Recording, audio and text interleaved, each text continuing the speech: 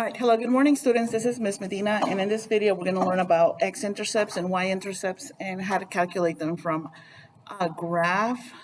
How to identify them from a graph and how to calculate them from a function. So if you have a graph, this is the main thing that you have to be careful that you understand. The function here is this blue dark one, where you cross the y-axis, that's your y-intercept. Where you cross the x-axis, that's your x-intercept. So we say that the x-intercept is -4 and the y-intercept is 6. All right, so yes, you can have a y-intercept and an x-intercept, and you are to not mix them up. Sometimes you can have multiple x-intercepts. You see, like in this case, we have 3 red arrows pointing to 3 different locations, and there is one y-intercept, right? So multiple x-intercepts is a thing. And then this one right here has an x-intercept and a y-intercept. We say the x-intercept is 2 and the y-intercept is 3. Oh, and those are the 3. I kind of estimated this one because it's between 0 and 1. And so -1, 0.5, and +2 are the x-intercepts. The y-intercept is 2. And I kind of figured that out because it says 5 right here. So then this must be 1, 2, 3, 4, 5. And of course, multiple x-intercepts are a thing, and so are multiple y-intercepts. So as you can see here, it's a y-intercept, here's another one, and this one's an x-intercept. Sometimes it's a straight line, a horizontal line, and that doesn't go through the x-axis, it doesn't touch it. So there go, you only have a y-intercept. And in this case, the y-intercept is 3. Yep, you heard it. There is no x-intercept. Wow. All right, from a table, what you're looking for is when you have an x value and the y is 0. When that's the case, then that value is your x-intercept. Or the other way, when your x is 0 and you have a y, that's the y-intercept. And if they're both 0, then x-intercept is 0 and the y-intercept is 0. I know, it can get confusing. Let's look at this again, okay? So if on the table it says 0 and 3, x is 0, y is 3, that's your y-intercept. If on the table it says -2 and then the other number is 0, then your x-intercept is -2. Now, if you have this 0, 0 on your table, then that means that the x-intercept is 0 and the y-intercept is 0. Got it? Excellent. Yay! All right, so looking at this table only, I think you can see the mouse going around the table. Which one is the x-intercept? The x-intercept is right here, the 1, right? X-intercept is 1, y is 0. Y-intercept is -3 because x is 0. All right, same thing here. Which one is the x-intercept?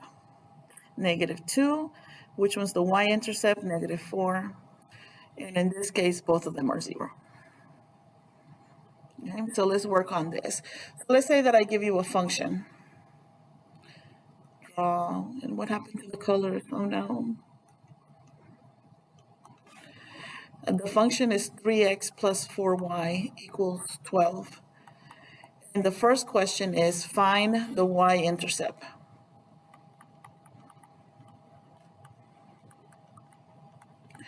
When you find the y-intercept, then you have to know that x equals 0, okay? So it's going to be 3 times 0 plus 4y equals 12, right? This is 0. Now you have 4y equals 12. And since we want y by itself, we're going to divide both sides by 4. Y equals 3. All right, so the y-intercept equals 3.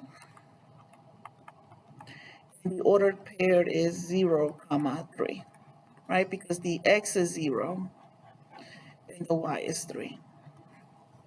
And if you were to graph this, right, this being the y-axis, that being the x-axis, it would be 0, 1, 2, 3. It would be right here. All right, so now let's find the x-intercept. Right, so we're going to work with the same function. It's 3x plus 4y equals 12. But this time we want to find the x-intercept.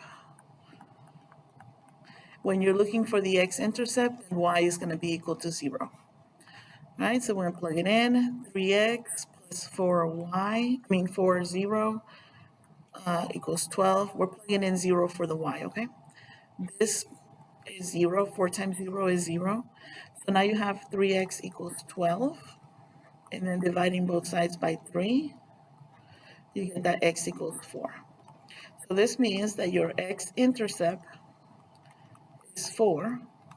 The ordered paired is going to be 4, 0, right? Because x is 4 and y is 0. And if you were to plot this, right, x-axis, y, let me try again over here, more space. It would be 4, 0, so it would be 1, 2, 3, 4. There you go, 4, 0. So that's basically the same example. You're going to have horizontal lines, and those are defined by their y value. So if this is a 3, this would be y equals 3. There's no x. Or in a vertical line, right? So it would just be x equals b, whatever the x value is. And in horizontal lines, that's the case where you have no x-intercepts.